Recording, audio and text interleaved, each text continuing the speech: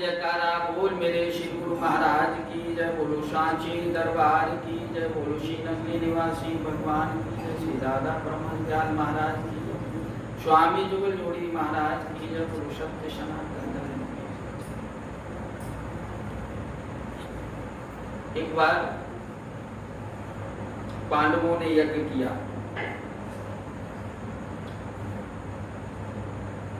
भगवान कृष्ण महाराज ने यज्ञशाला में घंटा टंगवा दिया, घंटा टंगवा दिया। जब ये खाना खा करके चले जाएंगे तो घंटा खुद ब खुद बजेगा।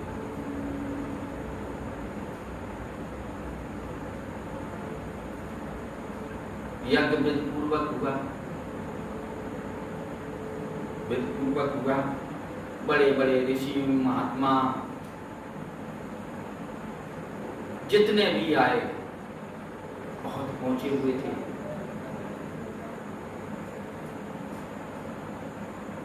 और उन्होंने खाना खाया पर घंटा नहीं बजा, घंटा नहीं बजा। और सुपच को निमंत्रण देना नहीं दिया, वो शूद्र जाति।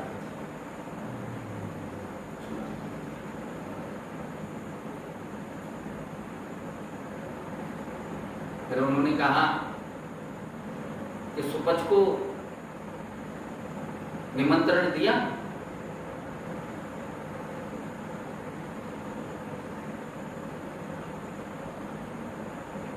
कृष्ण महाराज ने पूछा, वो तो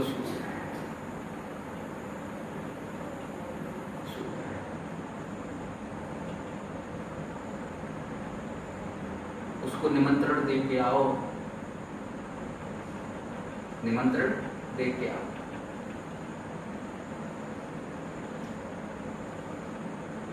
पांचों पांडवा सज धज के गए, रथ पर गए।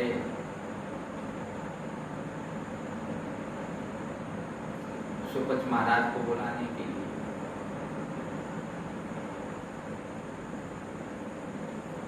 वो नहीं आए,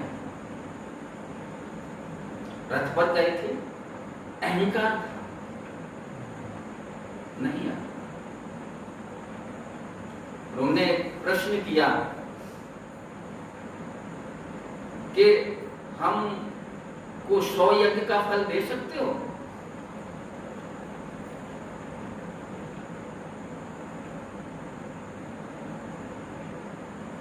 चुप हो गए।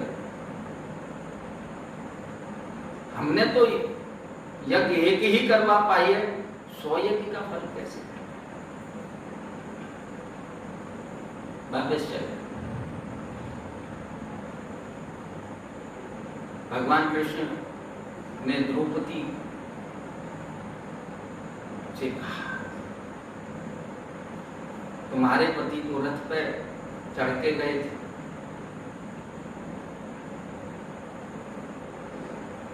तुम रथ पे चढ़ के जाओ तो, लेकिन रथ से पहले ही उतर जाना,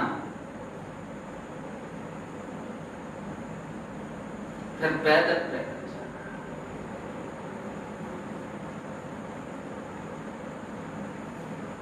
वो फटे कपड़े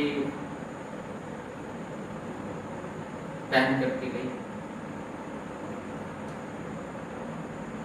पहले रथ पे सवार हुई, फिर कुछ दूर चली गई और फिर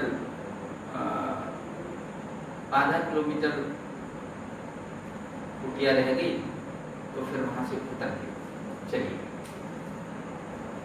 पैर में चप्पल नहीं।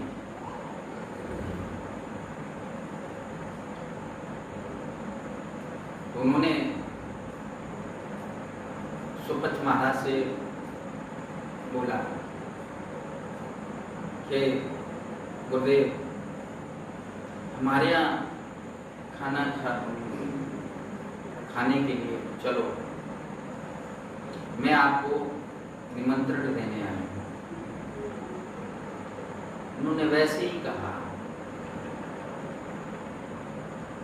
कि तुम हमें 100 यज्ञ का फल दे सकते हो, दे सकती हो।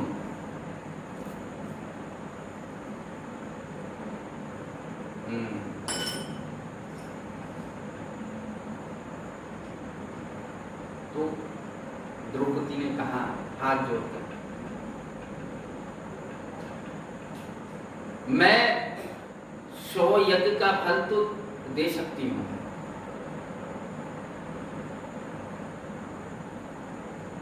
दे सकती, और फिर हमारा फल हमको दोगे, हमारा जो फल है वो हमको दोगे। द्रौपदी ने कहा संत मिलन को जालिए, तज मोह माया अभिमान, ज्यों ज्यों पग आगे धरे ओटन यज्ञ समान। 100 यज्ञ का फल आप रख लो, हमारे यज्ञों का फल दे, मत जाओ। अरे वो तो उठा करके चलने लगे, उठा करके चलने लगे। द्रौपदी आगे आगे, वो पीछे पीछे। रथ खड़ा था, उस पर सवार होकर जब द्रौपदी ने रसोई में 36 प्रकार के व्यंजन बनाए, 36 प्रकार के,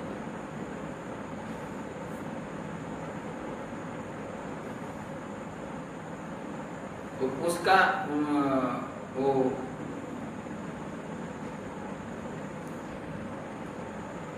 बर्तन था, उसके ऊपर जो खप्पर होता है ना, सर पर रखते हैं, सर पर रखते हैं, तो उसमें उन्होंने थोड़ा थोड़ा थोड़ा थोड़ा थोड़ा थोड़ा डलवा दिया और वो खाने लगे।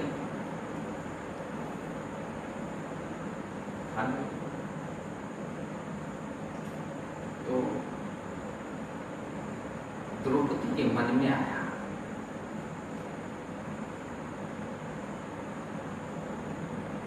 छत्तीस प्रकार के व्यंजन बनाए, इन्होंने उसमें ही इकट्ठा कर लिया। इनको क्या खाना मालूम है, शूद्र तो शूद्र हो गए,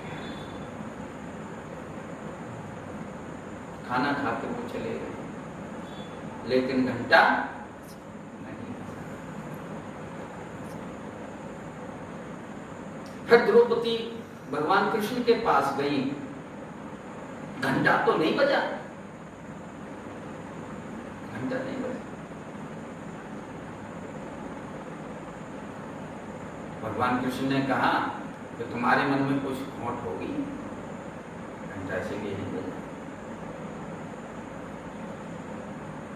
तो द्रौपदी ने अपने आप ही कबूल लिया कि मेरे मन में ऐसा दुविधा आई थी, जो 36 व्यंजन प्रकार के व्यंजन बना के रखे थे, गुरुजी ने उसी में शामिल कर लिया, फिर खाने लगे। हमारे मन में ये विचार आया था, शूद्र तो शूद्र ही होते हैं, खाना क्या था। तो जाओ जाओ वापस से। भगवान कृष्ण कहा सुपच को बुला, फिर वो गई, फिर हाथ जोड़े, फिर महल को लाई, फिर उन्होंने 36 प्रकार के व्यंजन बनाए।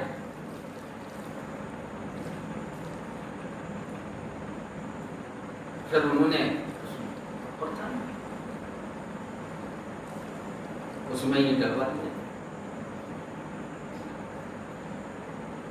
और फिर खाने लगे। द्रौपदी के मन में क्या हुआ कि ये इतने प्यार से खाते हैं, इसमें क्या स्वाद होगा। हमने तो एक व्यंजन का ही स्वाद चखा, और जो 36 प्रकार के व्यंजन इसमें मिक्स कर लिए हैं, क्या स्वाद होगा। स्वाद बहुत उत्पन्न होगा। नहीं मन माना, हाथ फैला करके बैठे, हाथ फैला कर बैठे।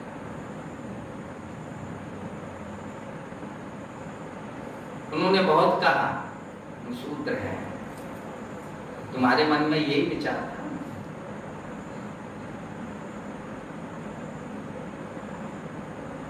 गुरुदेव हमारा मनोरथ पूरा कर।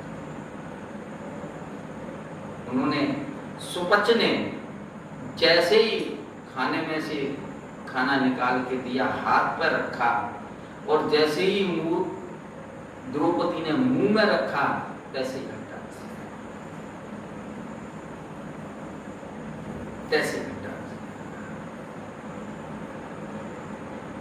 अर्जुन को बहुत विस्मय हुआ,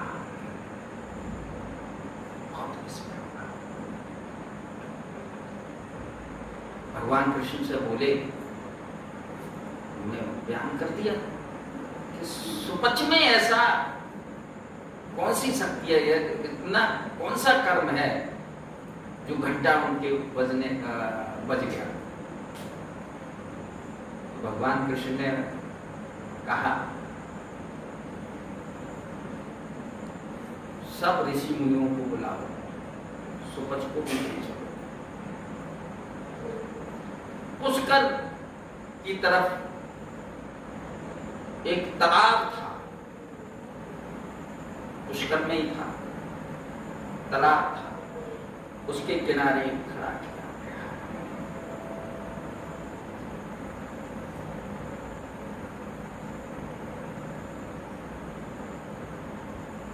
उसके किनारे खड़ा किया। किसी ऋषि का जो कामी थे, उनके कुत्ते का जैसा मन था, जो क्रोधी थे, अहंकार के वशीभूत, क्रोध करते थे, उनका सिर जैसा मुंह था। जो लालची थे, उसका कौवे जैसा था।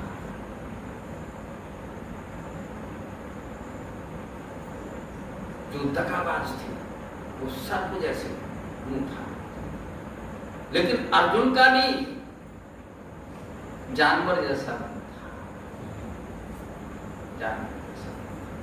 आधा हिस्सा था, आधा इंसान का और आधा जानवर। उसमें देखा सुपच का इंसान जैसा चेहरा था। भगवान कृष्ण का विराट रूप उसमें विद्यमान था।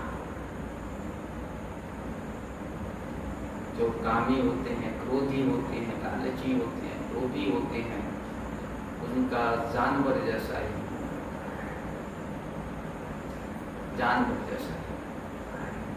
जो मनुष्य लालची, लोभी, निष्काम जो कर्म करता है,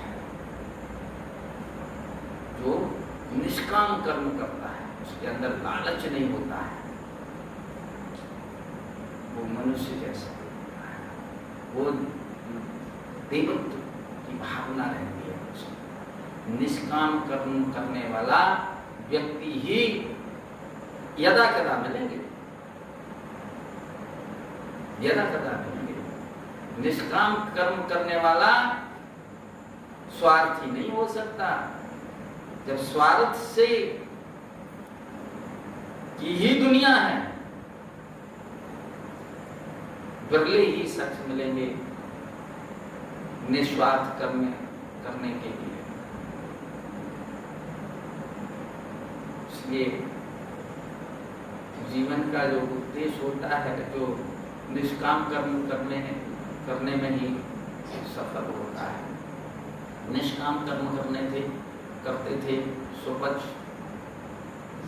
उनके अंदर अहंकार नहीं था, लोभ नहीं था, गद्दारी नहीं थी, जीवन का उद्देश्य उनको ही प्राप्त हुआ। बोल जयकारा बोल मेरे श्री गुरु महाराज की जय, बोलो सांची दरबार की जय, बोलो श्री नगरी निवासी भगवान की जय, श्री दादा परमदयाल महाराज की जय, स्वामी दुख जोड़ी महाराज की जय, बोलो सत्य सनातन धर्म की जय। बोल जयकारा बोल मेरे श्री गुरु महाराज की जय, बोलो सांची दरबार की जय, बोलो श्री नगरी निवासी भगवान की जय, श्री दादा परमदयाल महाराज की जय, स्वामी दुख जोड़ी महाराज की जय, बोलो सत्य सनातन धर्म की जय। मजा लूट वंदे गुरु बंदगी का, मजा लूट वंदे गुरु बंदगी का, नहीं है भरोसा जरा जिंदगी का, मजा लूट वंदे गुरु बंदगी का, मजा